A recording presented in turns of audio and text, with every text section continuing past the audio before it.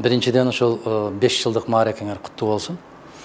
Туулгандан баштап 5 жылдык өмүр сүрүш бул эң бир таттуу балкыял, балдай таттуу мезгил болгон мезгилдер. Аябай чоң иш пландарды койсоңор керек эле. Биз ушундай болуп чыксак, Кыргызстандагы маалымат майданында өзүбүздүн ордубуз болсо, кандайдыр бир жетпей аткан маалыматтарды жеткирсек, агартуучулук бир аракеттерди жасасак деген жакшы ниет менен чыксаңар керек эле. Ошол ниетиңер кандайдыр бир деңгээлде, кандайдыр бир бөлүктөрүндө бул аткарылды деп айтсаңар болот, сыймыктансаңар болот.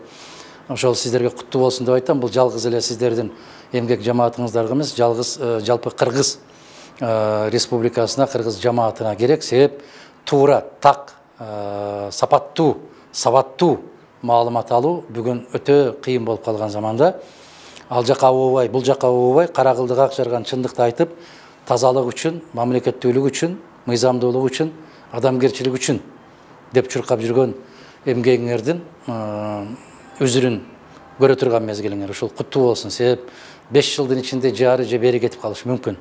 Бирок сиздер ушул түп-түз бойдон келатасыздар. Бул позицияңар менимче жалгыз мен үчүн эмес, бүтүндөй силердин көрөрманыңар, угарманыңар, окурманыңар үчүн бул абдан чоң жетишкендик деп айтсак болот. Болгону дагы азыр өтө оомал төкмөл болуп турган заманда бир позицияны сактап калыш өтө оор. Ачка калган учурларында көрүнгөн жактан бир тыйын болсо ошол жака кетип калгандар болот. Кандайдыр бир буйртма материалдар менен кетип калгандар болот. Силерди азыркы бийликте эле азгырып аткан болсо керек, кызматташалы, антели, мынтели маселеңерди чечип берели, ижара кылбай эле бир бөлмөлөрдү берели деген сыяктуу. Биз эң негизги байлыгыбыз бирөөдөн көз карандысыз болгон байлыгыбыз. Сөз эркиндиги деген сөз качан эркин болот? Адам эч кимден көз каранды болбой, бирөөнүн бир жарты кесе шорпосуна, бирөөнүн бир тилим нанына же этине көз артпастан, мен өзүмдүн көкүрөгүмдө эмне болгон болсо ошону айтам, чындык үчүн күрөшөм деген позицияңар бул баа жеткис байлык. Ушунуңар куттуу болсун. Көрөрмандардын дагы, окурманыңардын дагы, тарапташтарыңардын саны өсө берсин. Кечээ могул төгөрөк столдо аябай жакшы бир анализ болду. Мамлекеттик казынадан миллиондогон акчаларды алган мамлекеттик телеканалдарга караганда, мына сиздерге окшогон, Говорит ТВга окшогон, же Кактуска окшогон, же Азаттыкка окшогон мамлекеттен тыйын албаган телеканалдар аябай чоң мындай бир көрөрмандарга ээ болуп, өзүңөрдүн тарапташтарыңарды ээлеп калганыңар, бул силердин жүргүзүп аткан ишиңердин натыйжасы. Эмгек жамаатыңарга биринчи кезекте моундай катаал кыргыз турмушунда бепилдик каалайм. Бул чоң байлык болуп калды да.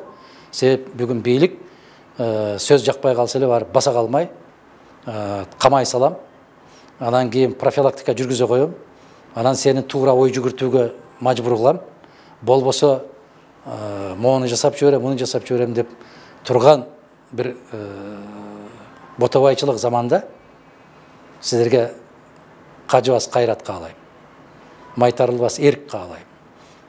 Ошол чындыктан, тазалыктан кыйшайбаган позицияңарды каалайм. Ошол маалыматтарды жеткирип, кыргыз элине кызмат кылып, элдин батасын алып, жаркылдап, Говорит ТВнын 50 жылдыгы болуп атыпты деген күндөргө жеткенге жараткан бизге көмөкчү болсун.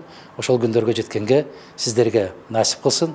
Биз эми ал күндөргө жок дегенде 30 жылдыгыңарды көрүп калган болсок, бул биз үчүн да чоң майрам болот. Бар болгула.